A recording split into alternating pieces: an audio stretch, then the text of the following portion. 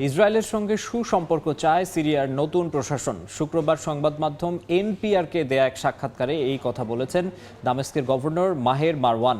এদিকে ক্ষমতাচ্যুত প্রেসিডেন্ট বাশারের অনুগতদের বিরুদ্ধে পাল্টা অভিযান চালিয়েছে দেশটির নিরাপত্তা বাহিনী। এতে প্রাণ হারিয়েছেন ৩ আসাদপন্থী। বাশার আল আসাদ সরকারের পতনের পর অধিকৃত গোলান মালভূমি সহ সিরিয়ার বিভিন্ন স্থানে হামলা চালায় ইসরায়েলি সেনারা। কৌশলগত বেশ কয়েকটি স্থানে আইডিএফ এর সদস্যদেরও মোতায়েন করা হয়। এবার নেতানিয়াহু প্রশাসনের সঙ্গেই সুসম্পর্ক স্থাপনের বার্তা দিলেন সিরিয়ার রাজধানী দামেস্কের গভর্নর।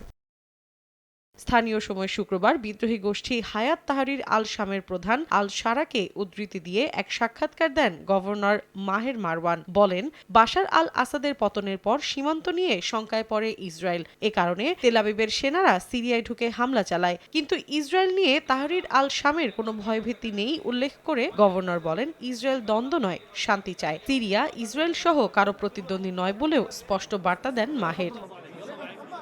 এদিকে সিরিয়ায় ক্ষমতাচ্যুত প্রেসিডেন্ট বাশার আল আসাদের অনুগতদের বিরুদ্ধে পাল্টা অভিযান চালিয়েছে দেশটির নিরাপত্তা বাহিনী। এতে বেশ কয়েকজন আসাদপন্থী নিহতের খবর পাওয়া গেছে। বৃহস্পতিবার দেশটির পশ্চিমাঞ্চলীয় প্রদেশ তার্তুসে এ ঘটনা ঘটে বলে জানিয়েছে সিরিয়ার রাষ্ট্রীয় সংবাদ সংস্থা সানা। ওই অঞ্চলে নিরাপত্তা, স্থিতিশীলতা এবং শান্তি পুনরুদ্ধার করার জন্য এই পাল্টা অভিযান চালানো হয়েছে বলে জানায় বার্তা সংস্থাটি। এ ঘটনার পর থেকে থমথমে পরিস্থিতি বিরাজ করছে অঞ্চলটিতে। এর আগে বুধবার আসাদ অনুসারীদের গুপ্ত হামলায় নিরাপত্তা বাহিনীর 14 কর্মকর্তা নিহত হন।